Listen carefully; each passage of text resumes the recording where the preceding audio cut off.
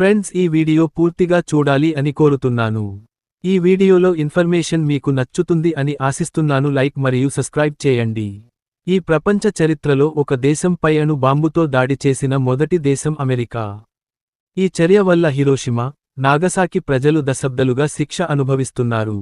America తనను తాను ప్రపంచం ముందు గొప్ప సైనిక శక్తిగా చూపడం కోసం అణు బాంబులతో దాడి చేసి లక్షలాది అమాయక జపాన్ పౌరుల ప్రాణాలు బలిగొన్నది.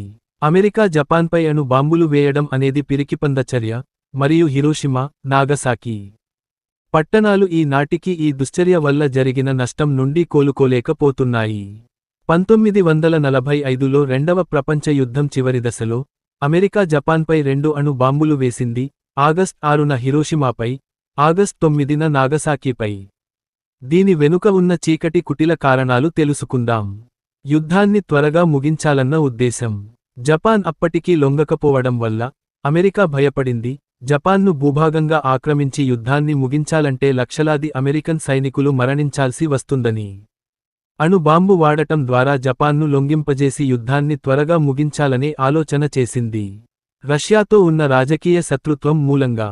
సోవియట్ యూనియన్, ఇప్పుడు రష్యా అప్పటికే యుద్ధంలో విజయాలు సాధిస్తూ, భవిష్యత్తులో ప్రపంచ రాజకీయాల్లో అధిక ప్రభావం పెరుగుతుందని అమెరికా భయపడింది.